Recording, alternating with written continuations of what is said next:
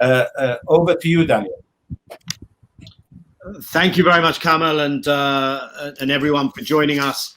And I'm going to assume that I'm being heard okay, unless I see a little note in the box there that I'm looking at.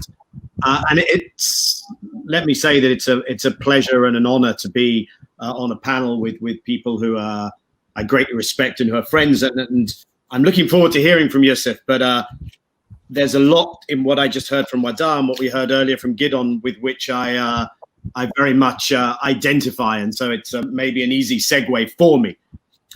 Let me start by describing the situation as I see it, including around annexation, and offering a few thoughts on what can be done. And I think Diana and perhaps others will go into that in more depth. And let me preface what I'm saying with this thought. I tend to be of the opinion that some form of annexation will still go ahead. So Gidon, hopefully you'll sleep easier tonight. 4 points I want to make on the current situation.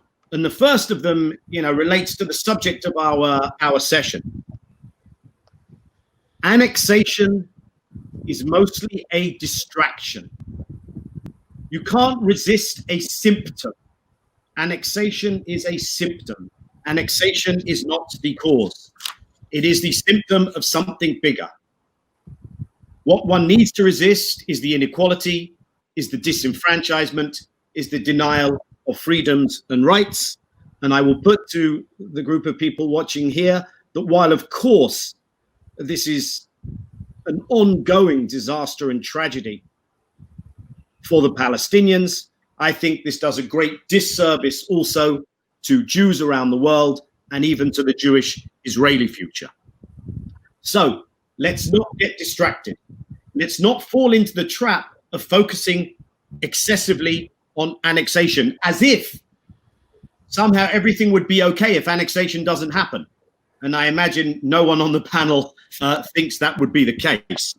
In fact, I worry that if there is not annexation, things could be even worse. And that some people may have an idea that Netanyahu and the Israeli government would deserve to be rewarded for not conducting an annexation, or even something that people may consider to be a restrained, a modest.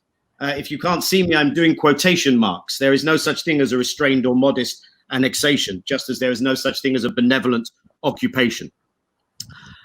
And the idea that the alternative is the Trump plan is an even worse idea. The Trump plan is annexation. The Trump plan is a 180-page hate letter from a particularly egregious American administration to the Palestinians. So it is not the possibility of annexation that needs to be overturned. It is the reality of one permanent, unequal political space. The need is to disrupt the system of control and discrimination. The second point to make is that the alternative to annexation, therefore, is not more of the peace process. The peace process has led to this moment. Whether or not one believes that is predetermined and that was the intention from the beginning, the reality is that that is where we are. And there should be no return to Oslo. Which means for me that the idea that Palestinians should be issuing a non-paper, reiterating their concessions as a way back to negotiations will take us nowhere. That is the wrong response to annexation, in my opinion. The idea that the quartet and the Americans can come back together again. And it's not just that, as Gidon suggested earlier, annexation is another step in the formalization of an apartheid reality. I worry that the direction we're actually going in could be worse, because the logic of where we are going ultimately contains an expulsionist component to it. And that's difficult to say or acknowledge, but I don't think it can be ignored. The third point I would say, and Wadaf really just got there, so I'll say it very briefly, you cannot resist something with nothing. And at the moment, there is no strategy. So there needs to be a Palestinian-led strategy which is disruptive of the status quo. You can't have that without unity. You can't have that without going back to your people. We saw something encouraging the other day when the main Palestinian factions appeared together. Ayman Alda, the head of Yusuf Jabarin's party, the joint list in the Israeli parliament, was also in attendance, and that was important. But I don't think we're anywhere close to getting the end to Palestinian division, and that is crucial. And let's also acknowledge this conversation about annexation has totally sidelined Gaza. No one has mentioned Gaza. I'm not talking about here on our panel, but in this broader conversation in the last months when everyone was, will he, won't he, will the Israelis annex or not? And the idea is to turn areas of the West Bank into those same isolated enclaves that Gaza has become. And my final comment on the situation before I share some brief thoughts on what might be done is that we cannot accept the external political environment, the global geopolitical environment, as a given, as something that imposes limitations that we cannot break out of. We have to be thinking, how do we break out of those limitations? And it's what Wadah just started to talk to us about when he spoke about the Arab leaderships and governments rather than where people are at, and the same kind of calls for social, racial, and economic justice, that perhaps we're seeing a shift in the global zeitgeist. So the US as it stands is not the ticket out of the status quo, not under Trump. And although I think there will be a dramatic improvement, also not under a future Democratic administration, unless there is a strategy that forces change. One certainly can't challenge the status quo with the current position of leaderships in the region. What we see in this attempt to do normalization against the Palestinians, normalization without the Palestinians, to try and curry favor with Washington and Jerusalem. I think this is best understood not in the context of Iran, partially in the context of the America relationship, partially in the context of the kind of spyware, the kind of intel relationship, but mostly in the context, since 2011, of an alliance against democracy in the region, an alliance of neo-authoritarianism, an alliance that is a counter-revolutionary alliance. But that doesn't mean that the positions of those countries are predetermined. The question is how to drive change. I would open a parenthetical here. I don't know how familiar people are with a letter that was issued by the Emirati ambassador in Washington, D.C., but I would suggest that is exactly an indicator of what I'm talking about. The headline was basically, occupation is okay, normalization is good, but don't embarrass us with annexation. And I'd say the subtext was, even if you do embarrass us with annexation, we'll get over that as well. As for Europe, unless Europe is forced to change, Europe will stay in its comfort zone. Of course, there is division, but the comfort zone is the bilateral relationship with Israel is important. Don't let the Palestinian issue muddy the waters of the bilateral relationship.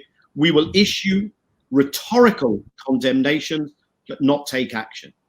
And what I'm saying is all of that continues as is, very negatively, until and unless there is a change in strategy away from the status quo.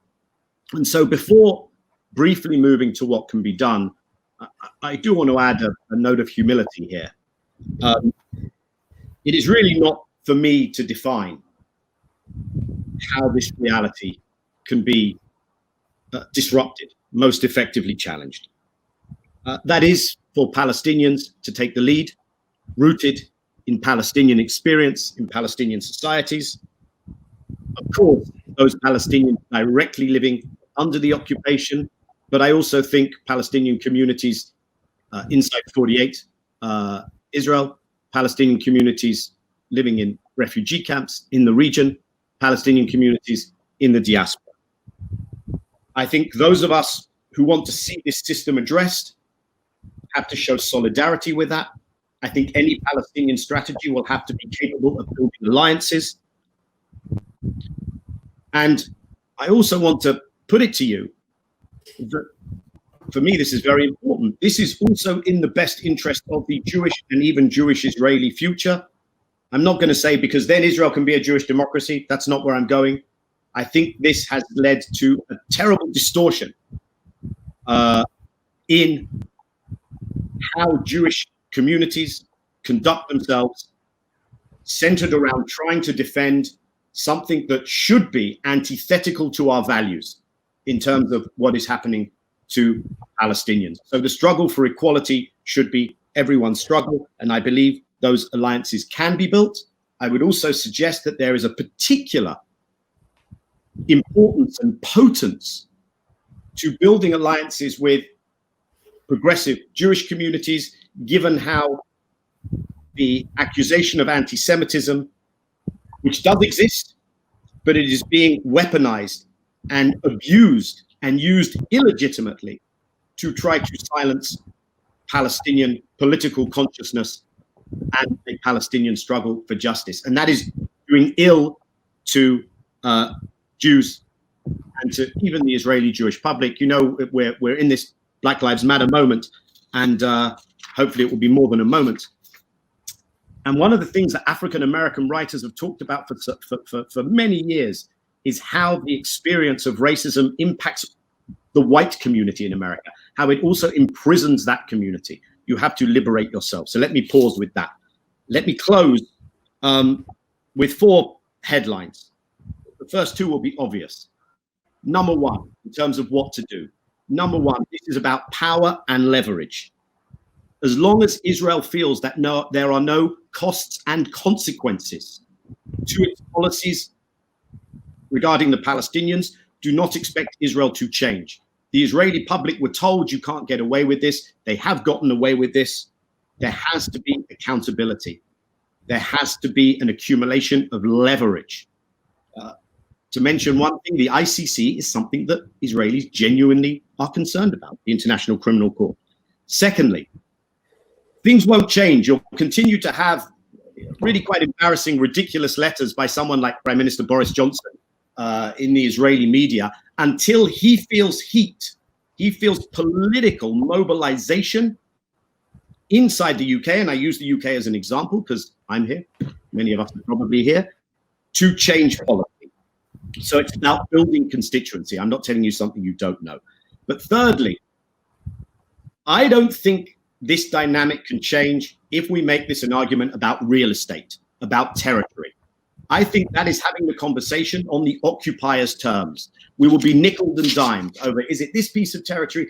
The conversation that shifts the dynamic is the conversation over values, the conversation over equality, the conversation about the absence of freedoms and everyone's right to be enfranchised, to be treated equal, to have those rights. So for me, it's not really a one-state, two-state conversation either. If there is a Palestinian state that delivers all of those things in Palestinian eyes, why not?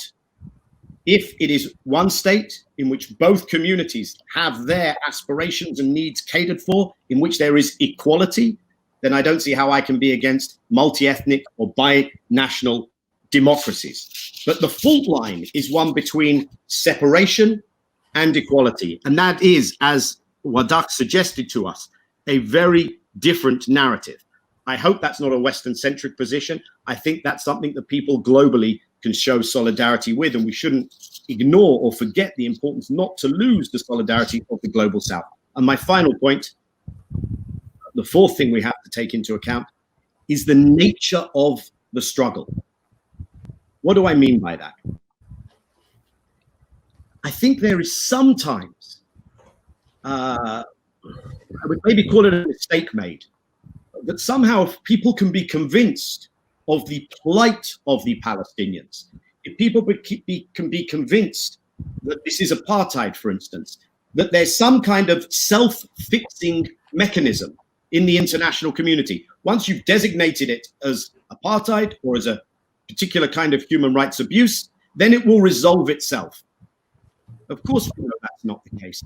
And without unfairly, I would argue, putting the onus on the Palestinians, only the Palestinians can lead that change.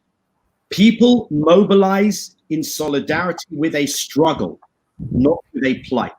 And for that to be effective, I think it would have to go along with the morals, the values that should be at the core of this. So, of course, itself adhering to international law, and of course, one can act in self-defense. But that suggests a non-violent struggle and mobilization that puts values at the front and center and takes into account that this is an asymmetric struggle. As Wada said, there are strategies that can be effective. There are strategies that can link in with all kinds of struggles out there, but not the way it's going on at the moment. I'm optimistic because I think with that shift, all the other negatives, all the other things that appear so stuck in the region, in America, in Europe, even inside Israel, can start to become unstuck. So I'm looking forward to our conversation, but let me leave you with those thoughts.